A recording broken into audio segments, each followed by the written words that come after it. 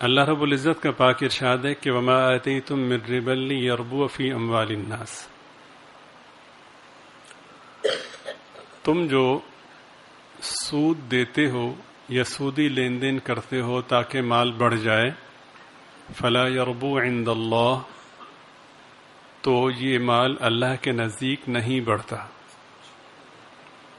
وما آتیتم من زکات، اور تم جو زکوٰۃ دیتے ہو تریدون وجہ اللہ، اللہ کی رضا کے لیے، فاولئک هم المضعفون، یہی وہ لوگ ہیں کہ اللہ تعالیٰ ان کے مالوں کو کئی گنا بڑھا دیتے ہیں۔ زکوٰۃ کے مسئلے کو بیان کرنے سے قبل ایک اعتقادی مسئلہ ہے، وہ یہ ہے کہ نبی پاک صلی اللہ علیہ وسلم کی ذات کو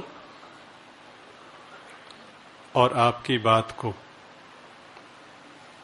جب تک ہم عظمت کے ساتھ نہیں مانیں گے اس وقت تک ہم اللہ پر ایمان نہیں لا سکتے۔ ظاہر ہے کہ نہ میری طرف وحی کا نزول ہوتا ہے، نہ آپ کی طرف ہوتا ہے، اور نہ ہوگا۔ وحی کا نزول تو جناب رسول پاک صلی اللہ علیہ وسلم پر ہوا، اور انہوں نے بتایا کہ اللہ کی ذات ہے۔ یہ اس وقت تک ممکن نہیں ہے اللہ پر ایمان لانا جب تک کہ نبی پاک صلی اللہ علیہ وسلم کی ذات پر ہمارا پوری دنیا سے بڑھ کر کے یقین نہ ہو جائے۔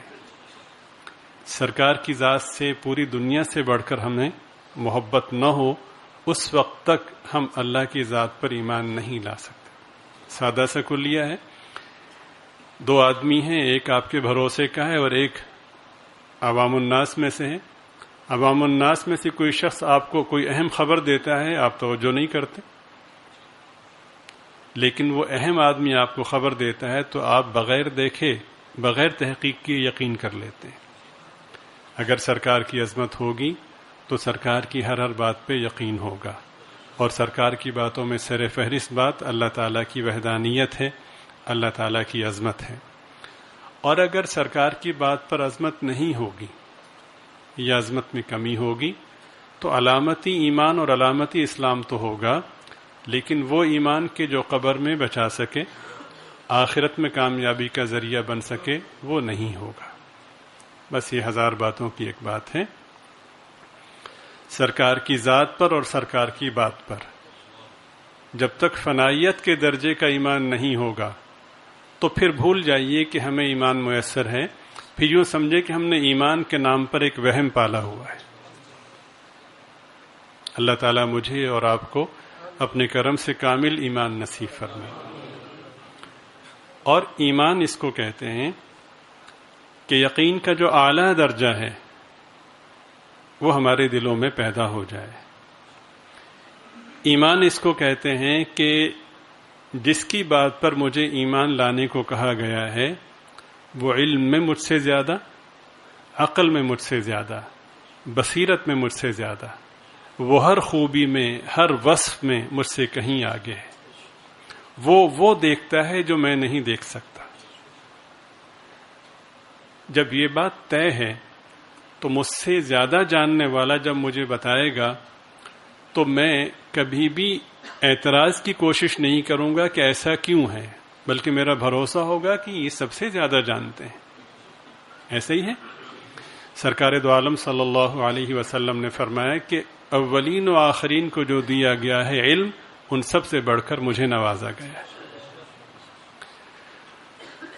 اب یہاں پر عجیب بات ارشاد فرمائی کہ لوگ جو سودی لین دین کرتے ہیں، اللہ پاک ارشاد فرما رہے ہیں کہ وہ نہیں بڑھتا۔ ظاہر ہے کہ سودی لین دین پیسوں میں اضافے کے لیے کیا جاتا ہے۔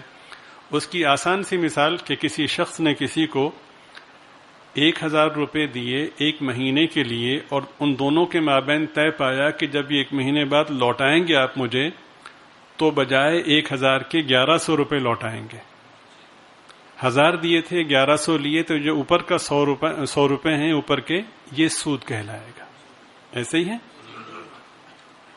ہماری عقل کا خالق کون ہے؟ عقل کا خالق یہ کہتا ہے کہ اب ہم تمہارا امتحان لیں گے. امتحان یہ لیں گے کہ ہم نے جو تمہیں عقل دی ہے اور جو تمہیں بصارت دی ہے اور جو تمہیں شعور دیا ہے وہ یہ کہے گا کہ چیز بڑھ گئی، اور ہم یہ کہیں گے کہ چیز گھٹ گئی. اب تم ہماری دی ہوئی جو تمہیں ایک نعمت ہے اس پر تم یقین کرتے ہو یا اپنے مالک پر یقین کرتے ہو، یہ تمہارا امتحان. 1000 سے 1100 ہو گئے، عقل نے کہا کہ بڑھ گئے، مشاہدے نے بھی کہا کہ بڑھ گئے، اور لوگوں نے بھی کہا بڑھ گئے، بلکہ لوگوں نے ترغیب دی. اللہ پاک نے فرمایا کہ گھٹ گئے. ٹھیک، اور یہ نہیں کہ گھٹ گئے، اللہ پاک فرماتے ہیں کہ ہم گھٹاتے ہیں، اور جس کو رب گھٹائے اس کو کوئی بڑھا نہیں سکتا. یمحق اللہ الربا. اگلی بات ارشاد فرمائی کہ وما آتیتم من زکات تریدون وجہ اللہ، جو اللہ کی رضا کے لیے تم زکات دیتے ہو، شرط ہے اللہ کی رضا کی، دکھلاوا نہ ہو. اللہ کی رضا کے لیے زکات دیتے ہو تو اس کی مثال ایسی ہے جیسے کہ 1 لاکھ روپے کی زکات 2500 روپے بنتی ہے.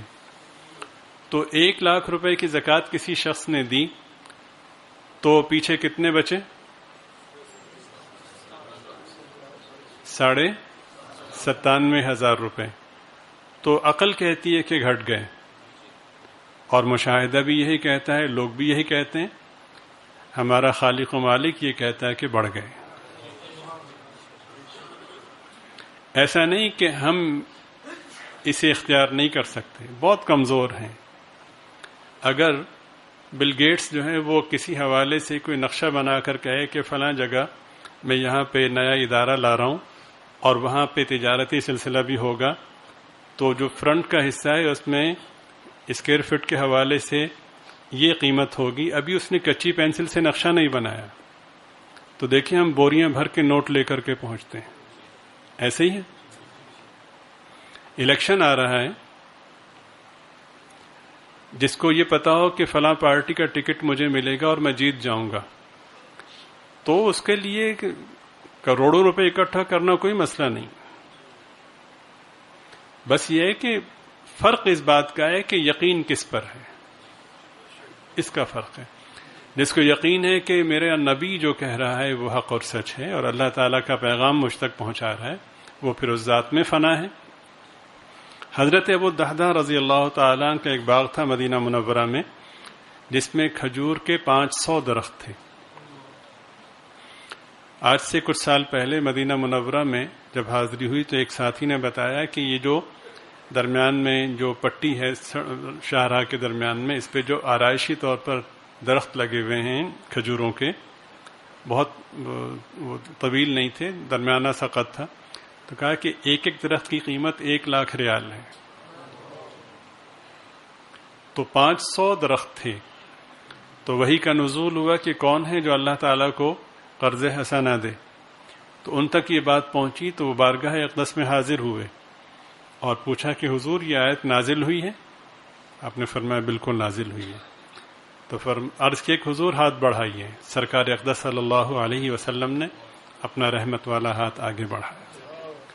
تو ہاتھ میں ہاتھ دے کر کہتے ہیں کہ آپ کو ضامن بنا کے کہتا ہوں کہ یہ باغ میں نے اللہ کو قرض حسنہ کے طور پہ دی. یقین کی بات ہے. بات یہ ہے کہ کوئی زور زبردستی نہیں ہے، جیسی کرنی ویسی بھرنی.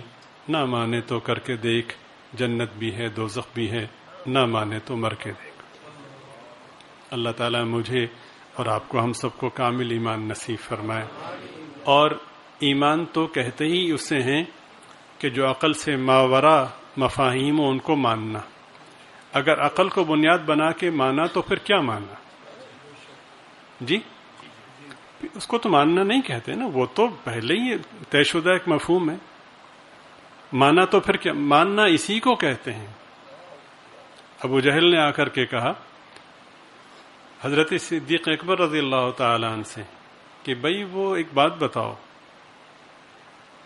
تو حضرت نے فرمایا کہو.